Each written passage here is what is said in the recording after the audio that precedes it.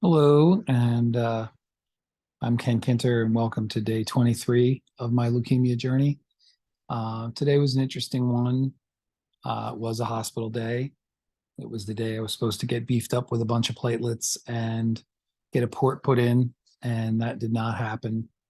My platelets did not rebound in the 3 days I was off, despite being on steroids and eating like a horse and sleeping well and all that good stuff. Um, so it was kind of frustrating. I did get platelets, and I found out about the extreme platelet shortage.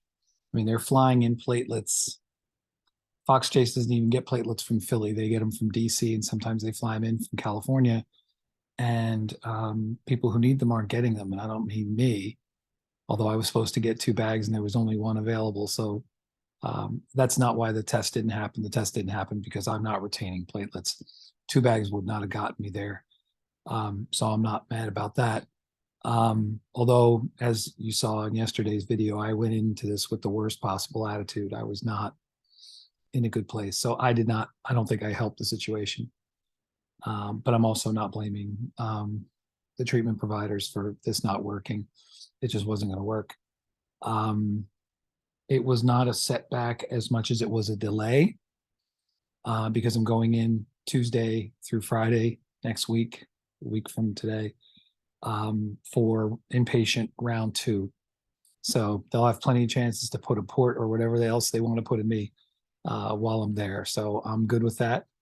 My immune system made an appearance today. It's probably 10% of what it's supposed to be, but it's there. I was running 0 and 0.1. Now I'm running like 0.5, 0.7, and that's all a blessing. I can at least pretend to have some kind of immune system now.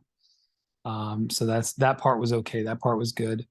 Um, the platelet thing is an issue, and I'm going to try to. Family have already taken initiative on this. My wife, my in-laws, and my family have already taken initiative on this. I'm really going to try to make a push.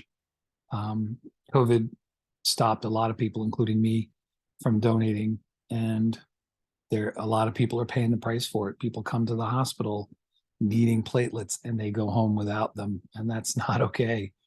This is America, man. We should have these things figured out. I know we have many things that are much more money intensive that we're spending attention to, but this is a different ballgame. And again, I'm not talking about me. I walked out, you know, it didn't make a life or death difference to me, but I'm sure it does to other people. So, um, so that happened. So it was a long day. Came home with a splitting headache, which a nap promptly made short work out of. I'm off the steroids now, so I expect the energy level and the appetite to come down. I'm already getting that weird thing again where food smells funny. Olives smell funny, blue cheese dressing, anything sour immediately smell nasty, and I couldn't be around it. So I'm either pregnant or that's chemo stuff coming back, and I know where my money is there. Um, so it was a rough day. Again, what sustained me was what I mentioned yesterday. I did all the King's horses and all the King's men. It was all Thich Nhat Hanh and music and sunsets and all that beautiful stuff that helped put me together. And today it was breathing, staying focused, staying in the present moment, and a ton of contact with colleagues and friends and family. My phone blew up all day today. There were a lot of political goings on, which I won't get into, but there was a lot to talk about. And also, one of my coworkers was also admitted to the hospital for a very serious situation,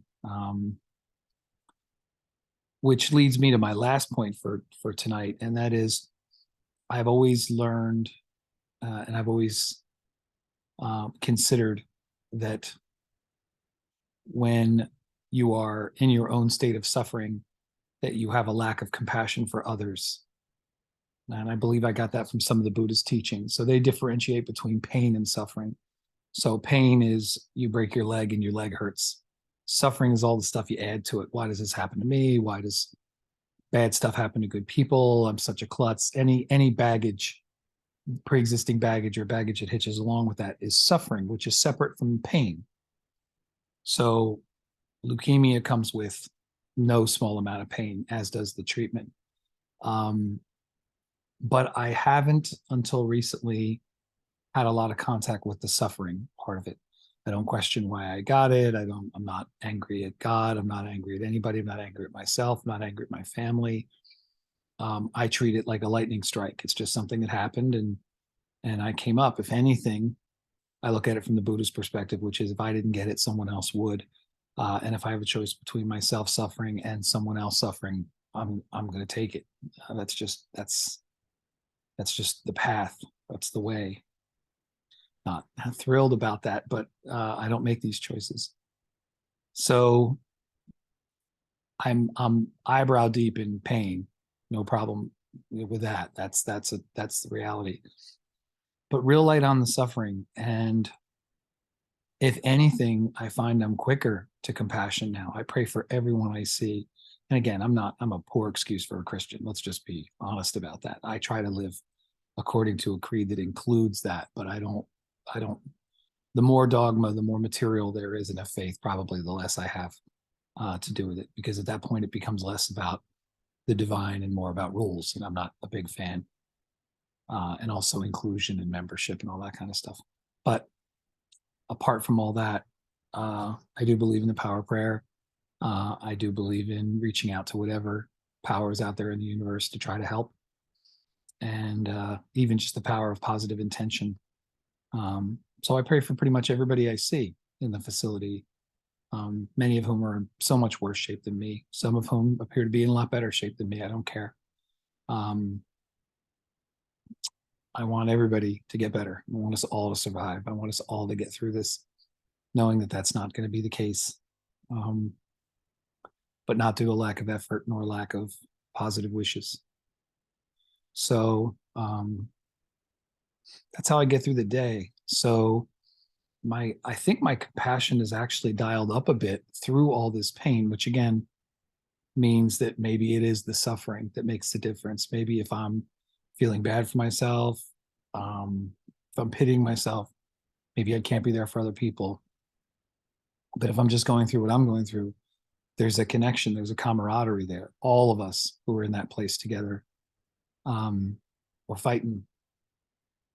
You know, everybody's cancer journey is different, but we're all fighting. And the family members and the friends and the people that give people rides there, they're all part of that fight. And a nobler fight I can't think of right now, being in my little biased position here. So I don't know, maybe I haven't had a major reevaluation of that, but the part that I'm real careful about is the difference between the pain and the suffering. There's plenty of pain, plenty, plenty that my wife feels, that my family feels. I can hear it in their voices, but not the suffering part. I don't have time for that. I discourage that when I hear that from other people. I'm not looking for a backstory. I got plenty to deal with right now in the present moment, and fighting very hard for a future that I can't really see yet. My future appears to be, I view it as a continuation of my past, you know, getting my life back and getting back to what I was doing, maybe a little smarter, maybe a little more focused on things that are important. But Thich Nhat Hanh said the past and the future are traps, they're illusions, they're images. Only the present moment exists. So I'm trying to stay in that place. I have 2 days off from the hospital the next 2 days. So maybe slow reports will be coming in. This one's running longer than I thought. Then I'm there Friday, I'm there Monday, and then I'm in all of next week. So it's going to be exciting. So the next 2 days, I want to try to get a few things off my plate and get prepared to be admitted. I've got grading to do. I've got other sorts of stuff to do that I'm going to try to clear off. Try to clear off as much stuff from my desk as possible.